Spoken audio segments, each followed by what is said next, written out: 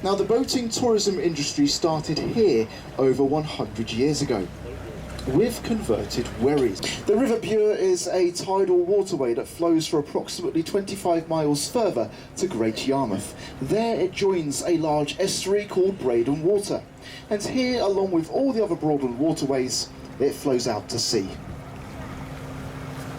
with the average river depth being between 10 to 12 feet deep. But the Broads themselves, well, they're only around 2 to 5 feet deep, and the reason for this will become evident when we enter our first Broad today. Coming up on the right hand side here we have the Barton House Railway and the Wherry Yacht Charter Trust. 5 of Norfolk's 8 surviving wherries can be found under the awnings here. Built in 1963 and is still owned by the gentleman who constructed it. It's occasionally open to the public, with all proceeds being given to local charities. And it's a fully functioning miniature steam railway, and even boasts an original signal box taken from Holling Station that dates back to 1901. And you can even have a little go of driving one of the trains when it's open. It's well worth a visit for all you train enthusiasts on board. Now, most of these waterside properties are privately owned, and the vast majority of these are occupied all year round. Only a few of the smallest ones are holiday homes. So before building a house in this area, some very deep pilings have to be driven in first, often as far as 90 feet deep, until they find a hard enough surface to build upon. And the vast majority of properties found around here in Wroxham can fetch well over £1 million on the market today, with Brynwood here coming into view very soon to our right hand side, being in excess of £3 million. Now when you see this property, you'll definitely understand why. It's considered something of an eyesore, which I think is a bit of a shame, as it's one of my favourites found here on this part of the river. It's also a holiday let, so you can hire it out for a week or two and watch us drive past your house every single day talking about it. It's this large white one here again on our left hand side. Construction of this property finished in 2020, and it even has its own outside kitchen, which I can't imagine they're going to be using too much more this year. Money well spent, eh? Now, believe it or not, before that property was built, all that used to sit on that little strip of land was an old wooden run-down shack. So I think we can all agree, that's a bit of an upgrade, isn't it?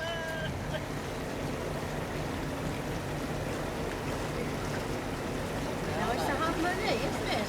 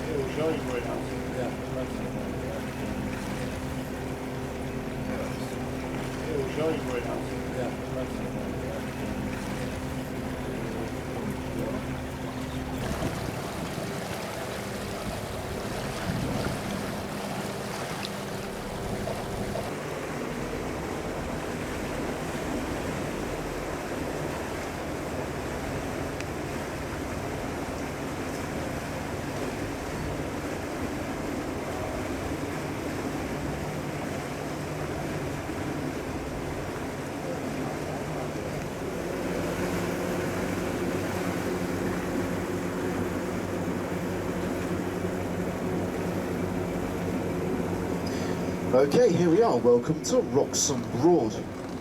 Very good for sailing. It's about three quarters of a mile long and a quarter of a mile wide at its widest point, and it covers around 120 acres. But the lakes around here were all man-made, and every inch of Wroxham Broad was dug out by hand, which I think is particularly impressive, isn't it? And it also explains why these lakes are so shallow, being only around 2 to 5 feet deep.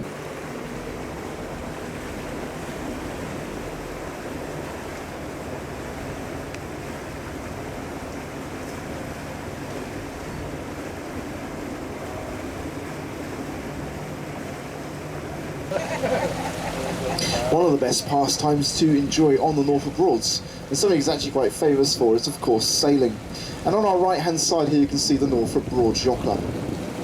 Now this yacht club has been here since 1938, when 4 smaller clubs came together, and it now has over 1,500 members.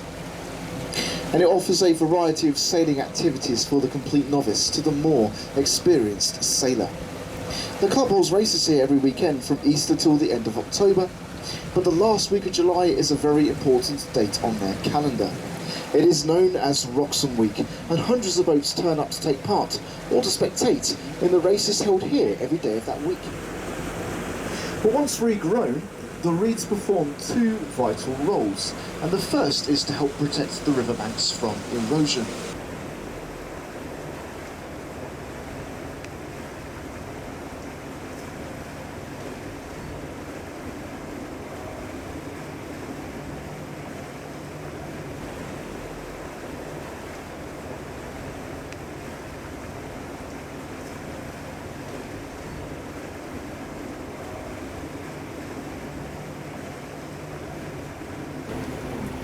This one's called Salhouse Broad, and it is the little sister of Salhouse Broad, which we're visiting very soon on our journey today.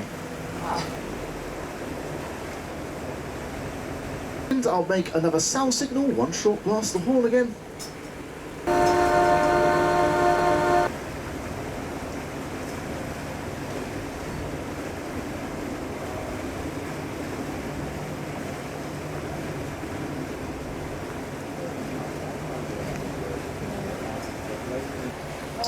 But here we are, welcome to Salhouse Broad.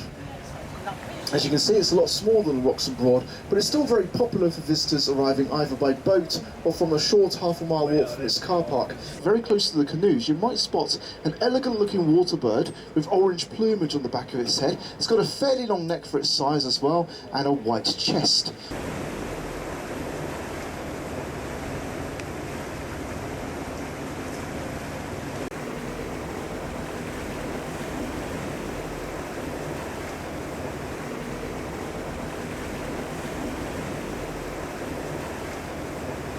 Back as an old World War II rescue or supply boat. It was found and raised very close to the village of Horning, which is the next village along from where our trip ends today. So you might get another few views of a cormorant or 2 to the left-hand side as well. In fact, you'd be amazed the amount of times I've gone past this little area of wet woodland to our left-hand side, and a kingfisher was shot out of the trees, so it is something to keep an eye on to the left here.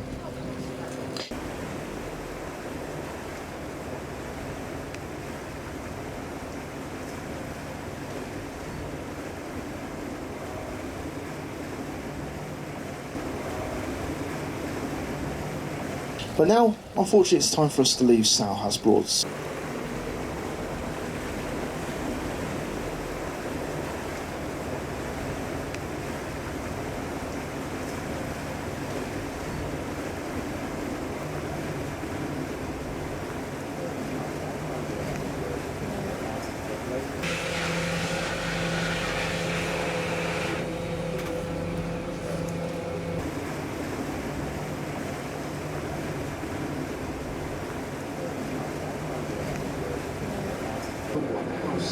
Just imagine that's only practically an entire village. These ales are truly the taste of Norfolk.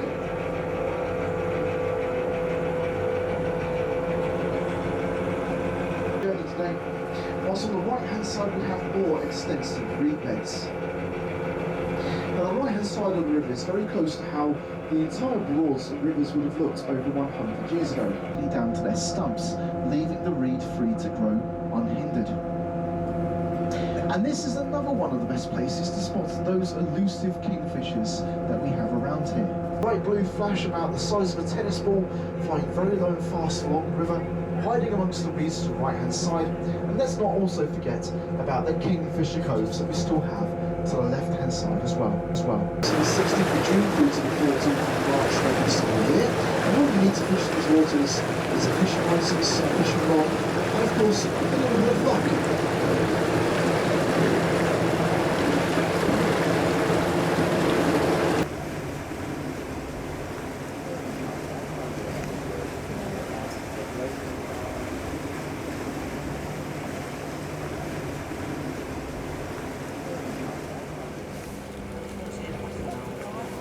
Okay, In a second, I'm going to make a series of sound signals. Don't worry folks, nothing's gone wrong, so there's no need to panic. I'm just letting other river users know that we're going to be turning the boat around.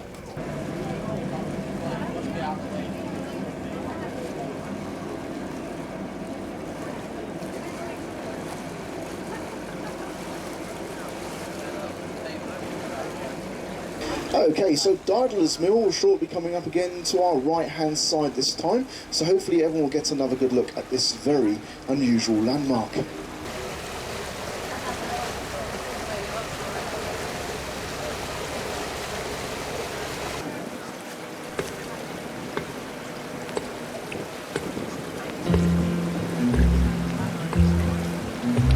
When the weather is fine, and you know it's a sign we're messing about on the river. If you take my advice, there's nothing so nice as messing about on the river. There are long boats and short boats and all sorts of craft, and cruisers and keel boats and some with no draft.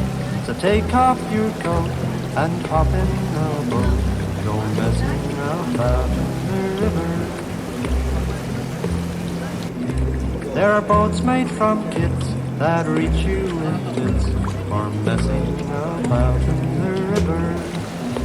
Or you might like to scull in a glass fiber hull, just messing about in the river.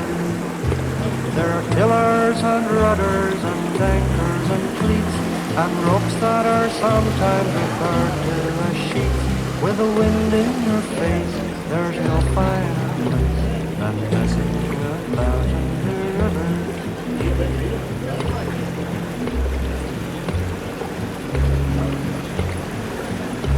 There are skippers and mates and rowing clubs, just messing about in the river. There are pontoons and trots and all sorts of knots for messing about in the river.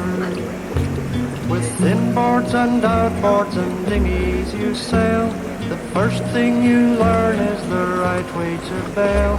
In a one-seat canoe, you're the skipper and crew, just messing about in the river.